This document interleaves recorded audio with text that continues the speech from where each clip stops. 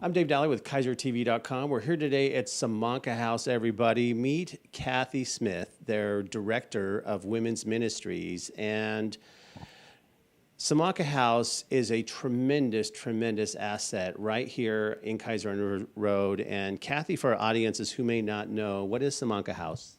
Simonka Place is a shelter for women and children. We offer programs for women who are seeking to end their homelessness. And Salem, Keizer's been in the regional news about having to find solutions, and we have a structure. You can come in River Road and see a facility. So congratulations to your staff, our prior community leaders for creating this infrastructure, but we know we're at capacity. And for our audiences, for the need of women seeking shelter or support services, give us some of the numbers, Kathy, of what we're seeing here in 2019 coming into 2020. Sure. Every night we shelter up to 93 women and children. And we have had to turn away, let me just look at the number here so I get it right. Since September, 504 women and 246 children, just because we don't have space. Wow. Serving women and serving women with children is a real need in this area. You know, out front of the facility is a UGB, Union Gospel Mission affiliated sign.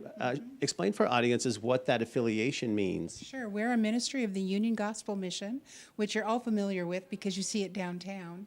And we are building the new facility for the men's mission just up the road, and broken ground there, and it's exciting to see that coming together and happening. But we are a ministry of the Union Gospel Mission. So should audiences be watching this interview, Kathy, want to bring toys for kids? I know we have Simply Birthdays, which is a organization that puts on a birthday for families who are transitional, and to have a little guy have a cake, have presents, sometimes is a major logistics for a family just seeking shelter. And I've seen some of their visuals supporting your members here, but should someone see this interview, bringing clothing, making a cash donation, what's the way we can really rally around you to help those 500 women and children we've had to turn away? Well, women who do come to our doors, well, actually men too, we do give them whatever we can. We have blankets and gloves, and we give them opportunities to go to our mission store to get clothing that they might need. So if you have any extra clothing or anything like that, you can take that down to the Union Gospel Mission warehouse.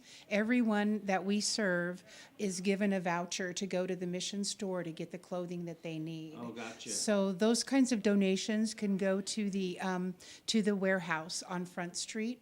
And then if you have things that are specifically needed by Simonka Place, which you can find out what our current needs are by going to our Facebook page. Okay. And you can just go ahead and bring those directly to Simonka Place. Yeah. Yeah. So, and right now we have need of, we always need milk, we always need peanut butter, those kinds of staple foods that we need. We always need toiletries for the women, specifically, you know, feminine hygiene products, and razors and shampoo and shaving cream and those kinds of things for women. Well, and our traditional media sources like to cover the extremes of folks that we're still not able to support, but I want to congratulate you, Kathy, and your staff. Your boots on the street. You're a reflection of previous leaderships of communities who've fundraised a structure and helping 90 women a night, and I don't always know we get enough credit for the people who wake up every day with the sole mission of finding folks in need. And we are out there on the street serving, and I want to put the face out there that we got to give ourselves more credit for the infrastructure that we have. Okay. And we have a lot of momentum, and I know our county's working on the next solutions, and the cities of Salem and Keizer are talking about what are their next chapters. It's very expensive to plan 5 years down the road for infrastructure for a demand that just keeps coming. So it's a top of mind issue. And for our community, just know that those of us are out there thanking you and your staff, because it's not an easy job. Thank you. This is a difficult emotional situation to have families and children. And we just want to rally around you. And I'll put the contact information on screen. So if you have a way to support, follow their Facebook page, build momentum into their pathway. Plus, if you're a medical professional in mental illness counseling, it's not only a roof over transitional times in people's lives. It's medical professionals who have an expertise, probably in mental illness. And how much does mental illness weigh on our culture and the people coming here of trying to get the right medication or struggling with a major life development that's really knocked them out from a stable situation? That's a really good question. We encounter that difficulty every day, especially in regards to older women who are extremely fragile, who have mental health issues that prevent them from really being able to care for themselves, but yet it's not bad enough for them to be able to receive other services. So we have had the great pleasure of being able to bring an excellent mental health counselor and teacher on board who works very closely with our mental health providers in town to make sure that people are getting the medications that they need. That's really the biggest issues. People come in having lost their medication. Wow. And so we get them the medication that they need, and then we can work with them to get them housing. People stay with us as long as they need to because we are in the business of getting them housed. We want them to be able to sustain their housing. Yeah. So we work very closely with them, whether it's a recovery issue in our New Life Fellowship program or whether they're in our supportive services program with mental health or physical disabilities, or whether they are in our employment program seeking work or working.